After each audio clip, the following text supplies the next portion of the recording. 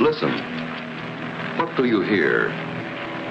The song of 12,000 horsepower in action. Thousands of precision parts operating in flashing unison, obedient to the control of the skilled pilot and crew.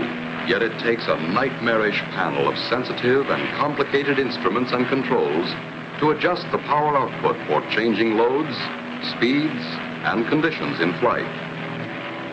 Listen again. What do you hear? The familiar sound of a fine motor car engine. More than 100 horsepower, responsive to the driver's lightest touch on the accelerator. Yet this fine engine must be constantly controlled all the time it's in operation to keep its power in balance with changing requirements.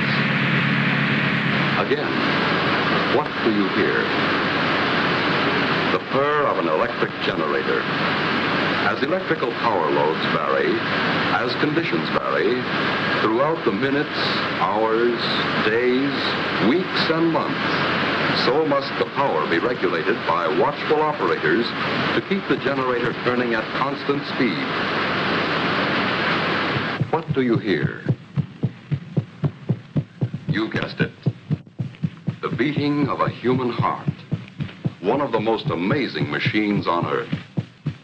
The normal human pulse is between 70 and 80 beats per minute. Yet this rhythm varies every time we move or change position. Like this when we are resting. Like this when we are running or at play.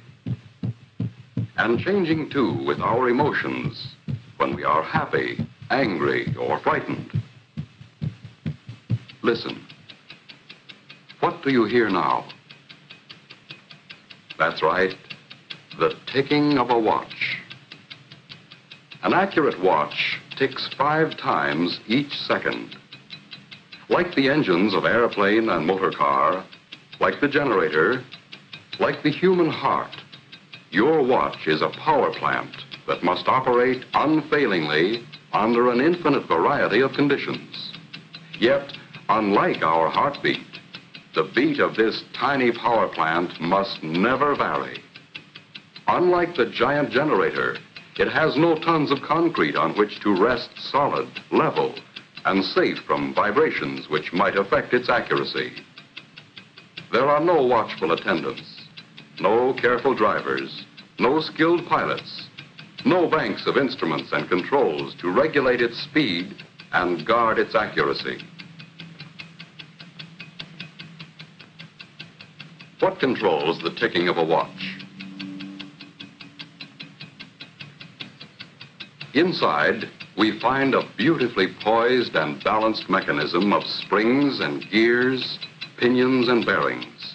And this entire mechanism must be confined to a very small space. Still, it must run at a constant speed.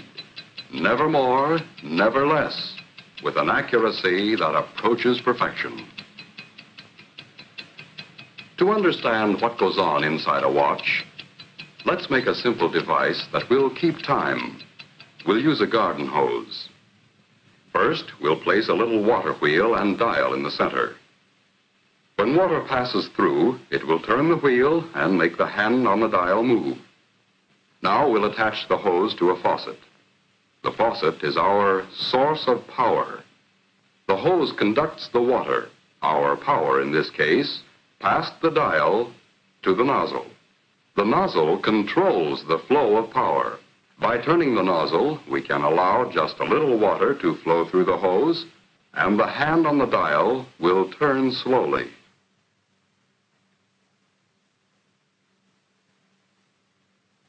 By opening the nozzle wider, we allow a heavy stream of water to flow through the hose, and the hand on the dial turns faster.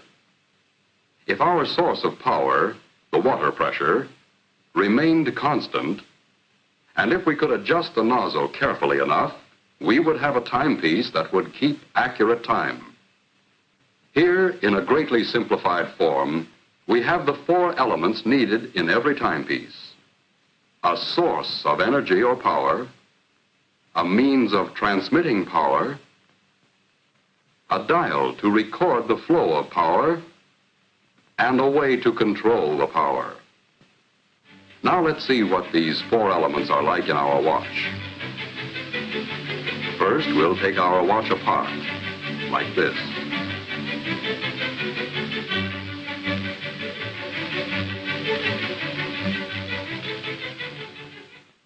We'll begin with this part, the mainspring and barrel assembly. And so we can see everything that goes on inside, let's use giant parts to make a watch model. This is the mainspring, and it lives inside the mainspring barrel. The mainspring is the power plant of the watch, the source of power, like the faucet in our water clock. By winding the spring, we can store up energy. Here is a winding stem with gears and a click to keep the spring from unwinding. And here is the unit that controls the flow of power, like the nozzle on our hose. It is called the balance wheel and hairspring assembly. It consists of the balance wheel, hairspring, balance staff or axle. Fastened to the balance staff is a part called a roller. To the roller is attached an upright jewel pin. Let's see how these work together. A push on the jewel pin will start the balance wheel moving, and more pushes will keep it moving.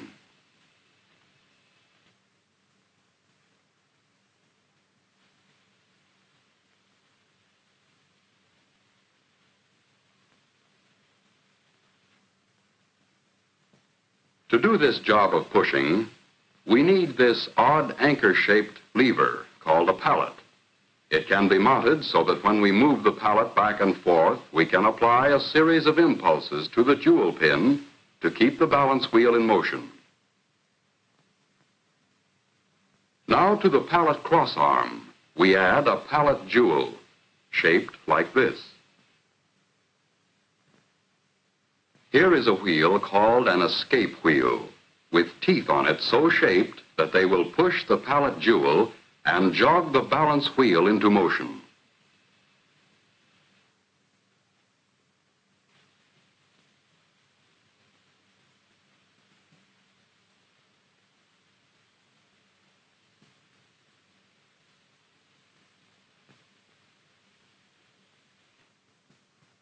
Now we'll use the energy stored up in our mainspring to drive the escape wheel. As the mainspring uncoils, it causes the barrel to rotate with it. That didn't last long, did it? Let's try it again. Once things get started, there's nothing to stop them.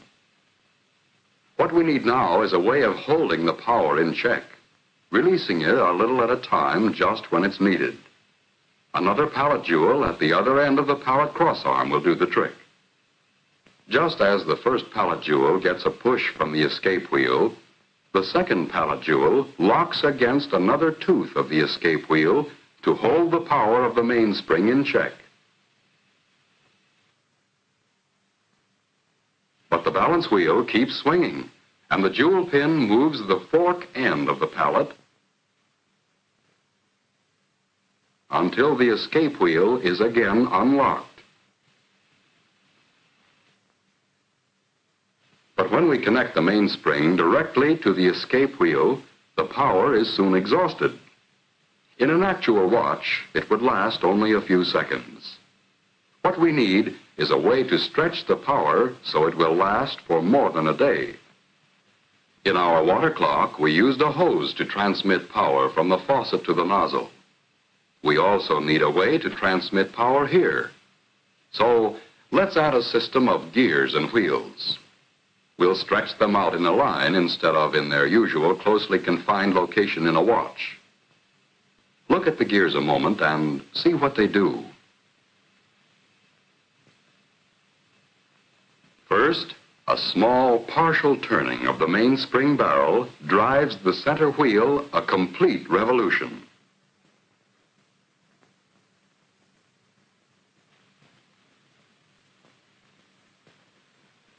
A partial revolution of the center wheel drives the third wheel a complete revolution.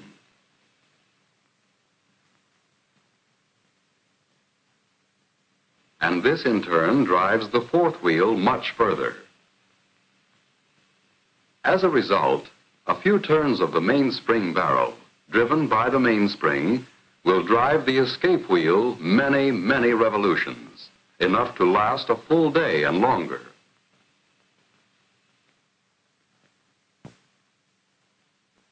What we have now is a complete model watch train. Through the gears, the mainspring drives the escape wheel. The escape wheel teeth push first on one pallet jewel and then the other.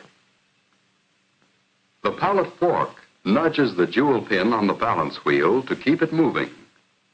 The swinging balance wheel on its return trip moves the pallet fork.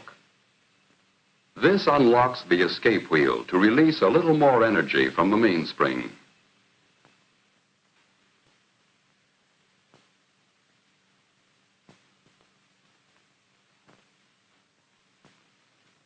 Back and forth, the balance wheel swings, controlled by its small coiled spring, the hairspring, in perfect rhythm. Each swing unlocks the escape wheel so it can give an extra push to a pallet jewel, and this is passed on to the balance wheel assembly to keep the watch ticking far more steadily than any beating heart.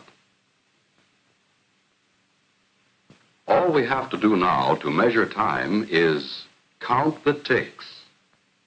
But this would be a tedious job and not very practical. Just as we needed a dial on our water clock, here too we need a method for recording the flow of power. So to the shaft of this gear or wheel, we add an indicating hand to measure seconds. As the gear train of a watch moves far enough to make 5 ticks of the escapement, the second hand moves 1 graduation on its dial. To count the minutes, we can attach a dial and fasten a pointer to this gear wheel, which is just the right size so that it turns 1 complete revolution while the second hand makes 60 revolutions.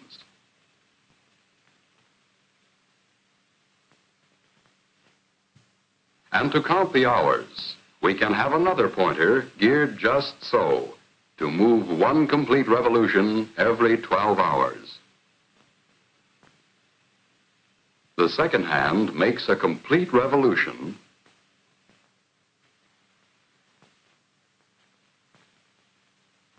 and the minute hand moves 1 graduation, and when the minute hand makes a complete revolution, an hour has passed.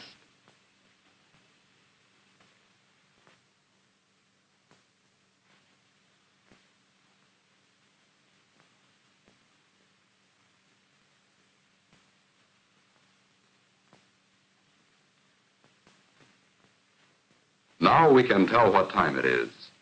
But a gear train all strung out like this is a long way from an actual watch. Let's let our model do a bit of rearranging all by itself.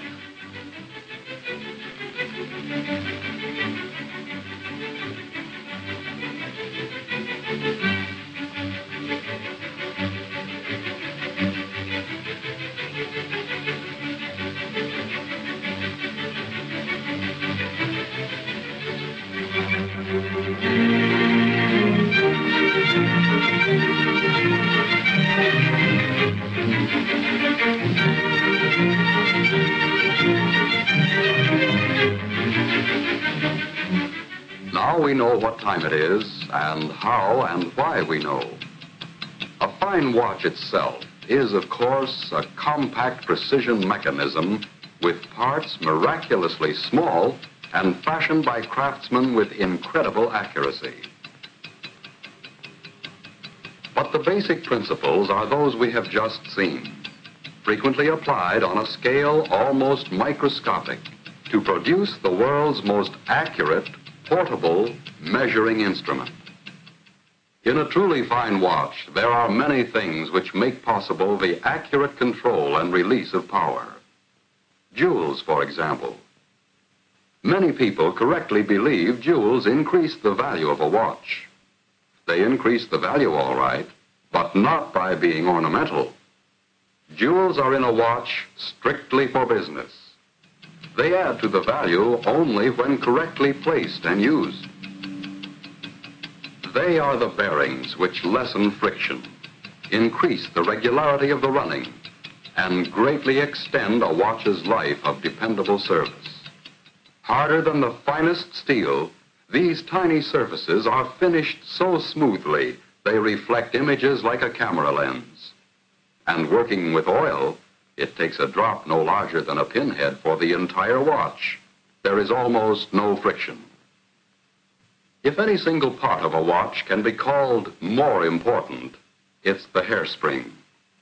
It absorbs and gives out an equal amount of force with each beat or swing at regular intervals. In a fine watch, the hairspring has uniform thickness throughout its whole length, is polished to a mirror-like finish, and made of metal relatively unaffected by magnetism or changes in temperature. It can be apparently distorted, but it always returns to perfect shape. Hairsprings are overcoiled, like we see here, to allow the spring to breathe evenly. Were this not done, the spring would coil and uncoil unevenly, fluff out on one side, and interfere with the accuracy of the watch. Because a watch is required to run in any position, to be accurate, the balance wheel must be perfectly balanced in any position.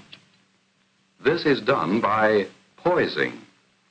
The wheel is poised when there is no effect of the pull of gravity reflected in its action on the knife-like edges of the instrument which checks it. With perfect poising, and with the hairspring centered on the balance wheel, it runs accurately in any position all the time. And it's the same with all the parts. The tiny screws, scarcely larger than a speck of dust. The exceedingly small shafts.